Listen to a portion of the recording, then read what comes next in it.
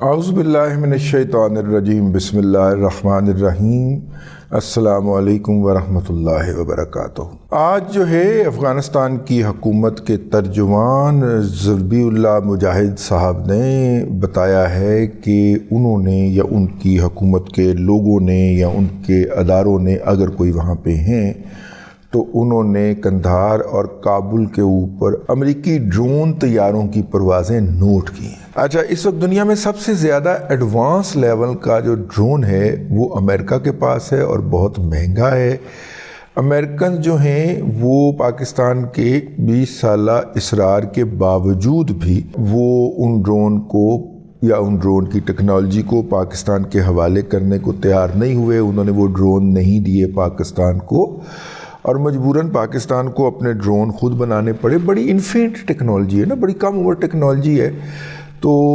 اس لیے اس کو حاصل کرنا یا اس کے اندر ترقی کرنا آسان ہوتا ہے۔ ظاہر ہے جو پہلے سے چل رہے ہیں اس کے اندر ان کی زیادہ ترقی ہے، جو کم چل رہے ہیں اس کی کم ترقی ہے۔ تو ڈرون کئی طرح کے ہوتے ہیں۔ ایک پبلک سروس ڈرون ہوتے ہیں، پیزا پھڑائیں جا کے ڈرون پھڑاندہ جا کے، ٹھیک ہے، اور دوسرے ہوتے ہیں ریکانیسنس اس کو کہتے ہیں، یعنی کہ صرف نگرانی شگرانی کرنا، کی ہو رہی ہے ادھر کی ہو رہی ہے، او کی کر رہے اے منڈا کدھر جا رہا ہے اے کڑی کی کر رہی اے ویکھن واسطے اے ڈرون ہوتا ہے۔ تیجا ہوتا ہے وہ تباہی پھیرن والا ڈرون جو ہے نا۔ اچھا، اس میں ایک چوتھا ڈرون بھی ہوتا ہے، اس کو کہتے ہیں خودکش ڈرون، کہ جو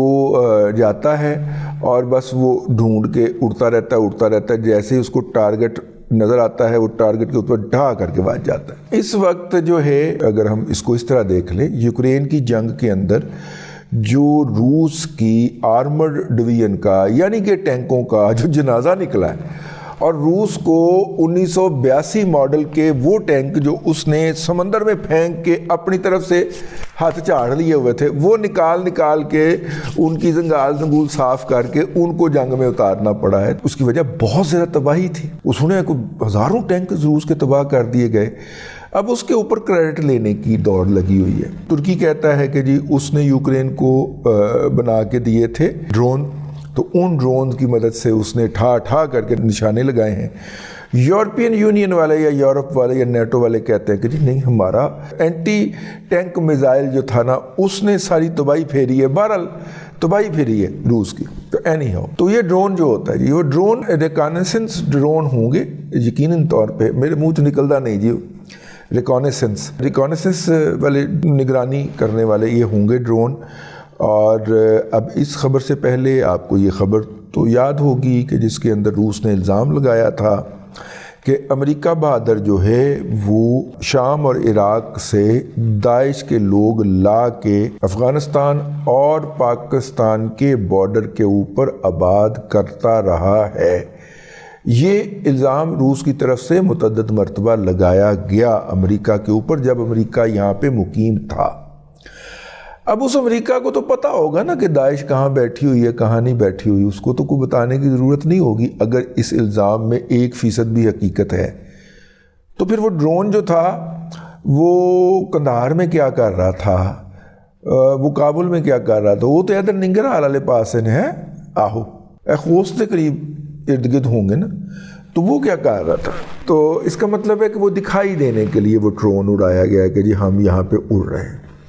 اب ہمسایہ ملک کا الزام لگایا جی ہمارے ہمسایہ ملک جو ہیں وہ امریکہ کو اپنی ایئر سپیس استعمال نہ کرنے دیں۔ اب اس کے اندر 2-3 پہلو ہیں۔ ایک پہلو تو یہ ہے کہ یہ سیدھا پاکستان پہ الزام لگا دیا جائے، لیکن کیا امریکی ڈرون کی رینج اس طرح کی ہے کہ وہ عمان میں موجود اپنے اڈے سے اڑے یا قطر میں موجود اپنے اڈے سے اڑے اور یہ سارا فاصلہ طے کر کے آئے اور افغانستان کے اوپر چکر لگائے اور پھر یہاں سے واپس چلا جائے؟ کیا اتنی رینج والا ڈرون کوئی دنیا کے اندر ہے؟ اس کا میری طرف سے تو جواب نفی میں ہے۔ اب دوسری صورت آ جاتی ہے کہ وہ ڈرون جو ہے وہ پاکستان کے اندر کسی علاقے سے اڑے اور پھر وہ یقیناً اس کی رینج اتنی بن جائے گی کہ وہ نزدیک سے اڑ رہا ہوگا، وہ کوئی شمسی ایئر بیس ہو سکتا ہے، وہ کوئی منگلہ کا ایئر بیس ہو سکتا ہے، وہ کوئی اس طرح کا ایئر بیس ہو سکتا ہے، اور ہم نے ماضی میں دیے بھی رکھے ہیں،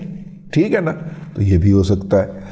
تیسرا یہ ہے کہ تاجکستان کے علاقے کے اندر بھی امریکہ نے پرانے وقتوں میں ایک اپنا اڈا بنا لیا تھا، تو وہ اس اڈے سے اڑ کے آ گیا ہو، ٹھیک ہے، اس لیے ہمسایہ ممالک بھی تاجکستان بھی ہمسایہ ملک ہے یار، ادھر سے اڑ کے آیا ہو تاجکستان میں۔ اڈے کا مطلب یہ تھا کہ امریکہ آ کے چائنا کے سر کے اوپر بیٹھ گیا، ٹھیک ہے، تو یہ بھی ہو سکتا ہے۔ ایک اور بھی صورت ہو سکتی ہے، وہ صورت یہ ہو سکتی ہے کہ وہ بگرام سے اڑ رہا، کیونکہ میں یہ بات آپ کو بتا چکا ہوں اور بار بار تصریح کے ساتھ بتا چکا ہوں، اور جو ہے جن لوگوں نے مجھے بتائی انہوں نے کہا کہ ہمیں اس بات کی حیرت ہے کہ یہ بات ڈسکس کیوں نہیں ہوتی میڈیا کے اوپر، تو میں نے کہا جی اس کا کوئی مطلب کہ ثبوت دیں،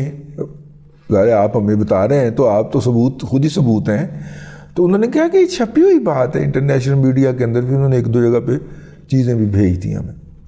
یہ اس دور کی بات ہے جب میں یہ کہتا ہوں کہ امریکی اور برطانوی اس وقت بگرام ایئر بیس پہ موجود ہیں ٹیکنیکل سٹاف کے نام کے اوپر، تو بہت سارے لوگوں کو مرچیں لگ جاتی ہیں، ثبوت دیں ثبوت دیں ثبوت دیں۔ ثبوت یہ ہے کہ جب کابل کا فال ہوا تھا طالبان کا، تو ایویشن ساری بند ہو گئی تھی نا، پہلے اس میں کودا تھا قطر کہ جی ہم آپ کی ایویشن سٹارٹ کر دیتے ہیں تاکہ آپ کے جہاز جو ہیں اڑنا شروع ہو جائیں، اور افغانستان کے جہاز اڑیں یا نہ اڑیں لیکن دوسرے جہاز جو عالمی روٹس کے اوپر، ہوائی روٹوں کے اوپر گزرتے ہوئے افغانستان کے اوپر سے گزریں، تو ان کو بھی تو رہنمائی کی ضرورت ہوتی ہے نا۔ مطلب فرض کریں، ہمیں تو چھوڑیں، ہم تو خیر افغانستان کے اوپر سے کوئی فلائٹ ہی نہیں ہے ہماری، سینٹرل ایشیا کو کوئی فلائٹ ہی کوئی نہیں ہے پی آئی اے کی یا پاکستان کی کسی ایئر لائنز کی، لیکن انڈیا کی تو ہے نا۔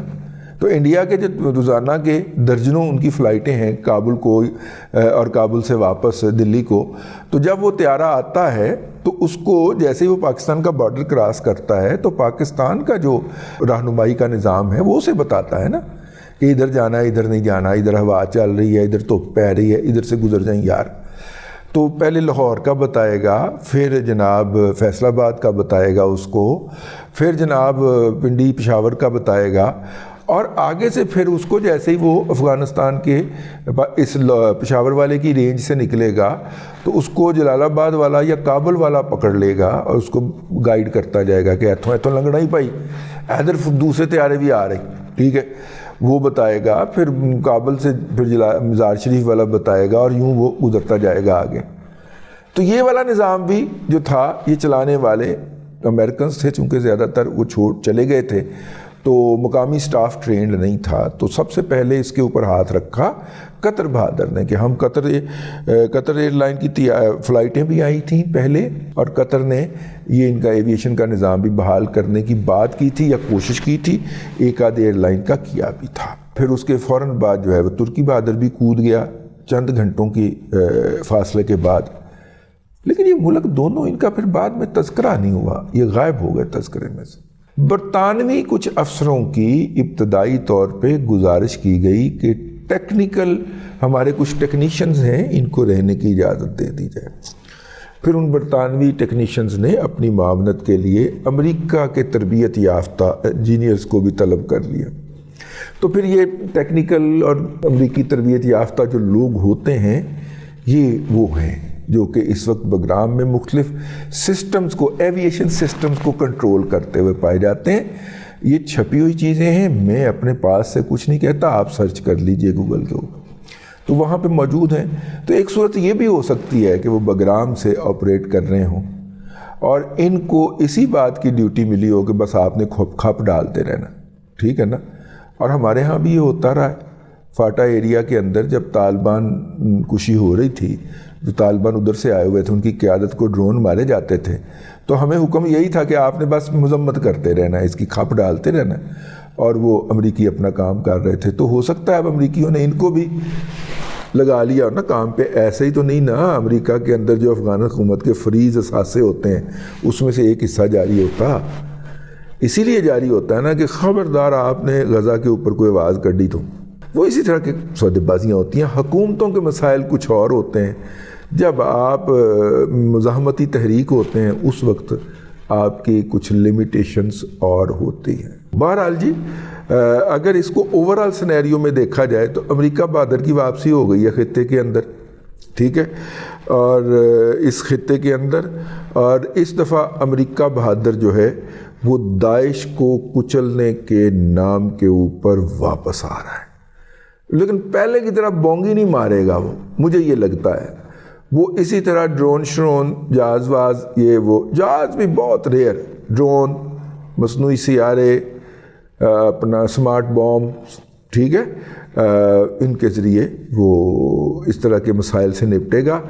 مطلب داعش اگر کسی جگہ پہ آباد ہے یا ٹریننگ کیمپ اس کا لوکیٹ ہو گیا ہے تو وہاں پہ بھی تو مارنا ہے نا، ٹھیک ہے۔ اور ماشاءاللہ انہیں کوئی باہر سے مدد کی ضرورت نہیں چاہیے، اندر ہی موجود ہوں گے۔ ایمن الظواہری کو مروایا تھا نا کابل میں،